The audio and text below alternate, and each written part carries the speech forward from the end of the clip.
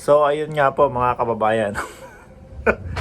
Meron pong mga kumakampi, no? Dito kay pangalan nito, kay Pastor Pulboron. Syempre alam niyo na po ang mga sasabihin nila na yang si Pastor Pulboron namin.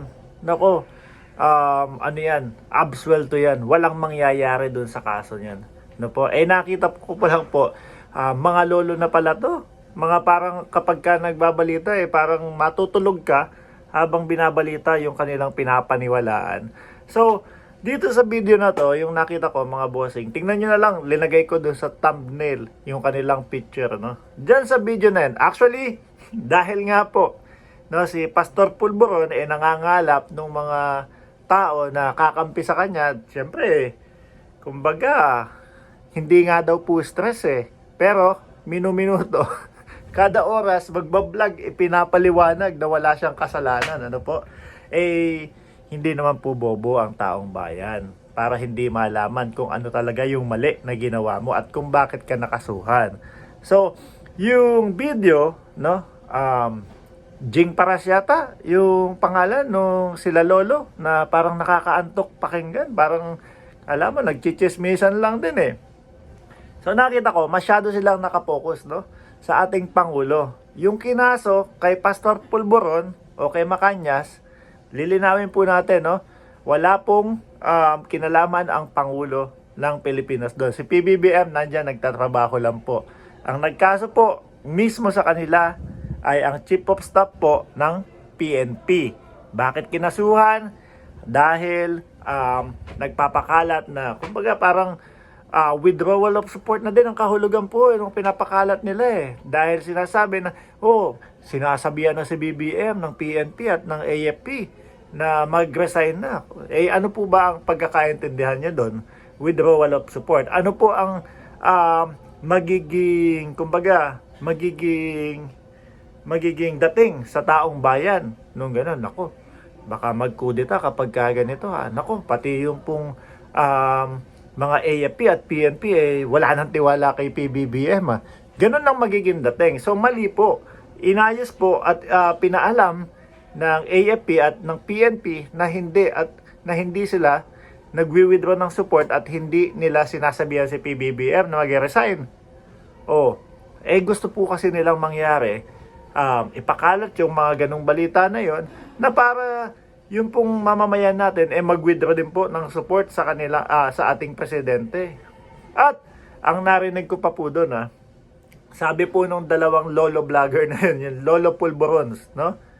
Dapat ibalik natin sa kanila yung Pulboron So, ang pinapaniwalaan po nila, nonsense daw po yung ipinakalat ng withdrawal of support ni General Pulboron o ni Pastor Pulboron. Paano naging nonsense yun? Delikado po sa ating bayan yun. Di po ba? Gusto nilang makahatak ng taong bayan na maniniwala na yung AFP at PNP nag-withdraw na. Kaya kayo mag-withdraw na din po. Wala pong katotohanan yun. So, magkaintindihan lang po tayo. At hindi po ang Pangulo, no, ang nagkaso sa kanila. Di ba?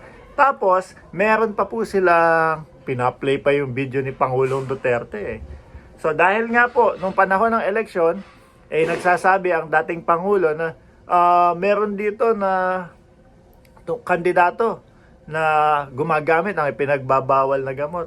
At tapos naman po ipinlay din nila yung video, no, ng dating Pangulo na si Pangulong Rodrigo Duterte na nakaganon, tapos sinasabi na there's no such thing nung Pulboron video. So ngayon, gusto nilang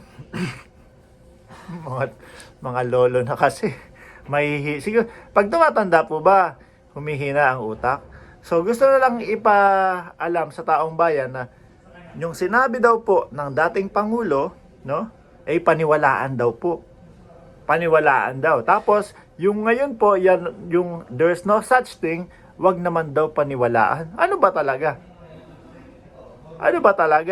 So para lang pumanig doon sa inyong mga pinag-iisip na walang kasalanan si Pastor Pulboron, paniwalaan yung dating sinabi ni Pangulo at wag paniwalaan yung there's no such thing. Ay nako. pagka po matanda na, siguro mas maganda at mas maigi, alagaan nyo na lang yung apo nyo, no? Kasi kung plano nyo na mangloko, hindi naman, kung plano nyo na linlangin ang taong bayan, malabo po. Napakalabo po. Kasi matatalino po ang taong bayan. Naiintindihan po nila yung mga nangyayari at yung mga sitwasyon sa paligid, no? Natawa ako nung sinabi nung isa sa host na matanda. Nonsense yung mga ganon, yung mga pulburon, nonsense yung ipakalat yung withdrawal of support. Syempre, si Pastor Pulburon naman, para lalong lumakas yung loob, kanyang ipopose. Kaya lang, wala po. So, kaysa po ganyan, hintayin nyo na lang po doon sa piskalya, no? Doon sa, kumbaga, pinakakorte o sa piskalya, kapag nakalusot sa korte, yun po yung judgment. Hindi yung judgment nung kung sino-sinong kesehodang Lolo Pulburon na yan, yung kung magbabalita, halos matulog-tulog ka na doon. Nakakaanto. Kaya lang, gusto ko lang talagang tapusin dahil nga mapakinggan kung ano yung sasabihin nila doon eh. Bakit hindi na lang po kayo mag-alaga ng inyong mga apo? Timpla kayo ng dede, baka pagdating pa nung panahon, ano kayo, lagi kayong matatandaan ng apo ninyo. Kaysa naman makita ng mga apo ninyo, ng mga apo sa tuhod ninyo, ito pala yung mga pinagsasasabi ng lolo ko. Nakakahiya po yun. Ito pala yung mga pinapaniwalaan ng mga lolo namin.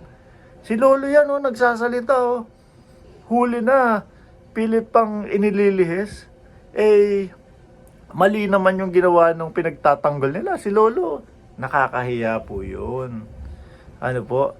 Tapos sasabihin, si lolo, sabi doon sa isa, huwag paniwalaan si Pangulong Duterte. Sabi naman, paniwalaan si Pangulong Duterte. Ano po ba talaga? Para lang umayon doon sa inyong mga gustong palabasin at para lang, no? Baka siguro maawa o iniisip nyo na baka siguro sa dami nung nagbablog, no? Na walang kasalanan itong si Pastor Pulburon, baka ihinto yung kaso. Wala po. Seryoso po ang PNP na kakasuhan at kinasuhan na. At hintayin nyo lang po, madami din nagsasabi na wala yan, tabla yan. Tingnan na lang po natin. Ano? Total naman, nandyan po kayong lahat, nakasuporta, magpadala na po kayo ng mga dolyares ninyo.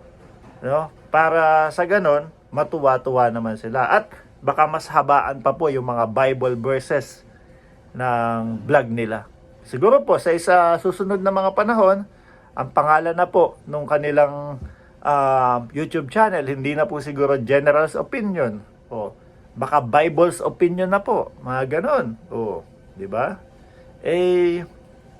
Wag pa din pong kalimutan na magdala ng langis, no? Matutong pumulot ng sabon sa matutong pumulot ng sabon sa lapag, yun po yung mga dapat nating tandaan pag nasa oblo, mga kababayan. Kaya po, wag kakalimutan, Pastor Pulburon, wag mong kakalimutan, unang-una yung langis.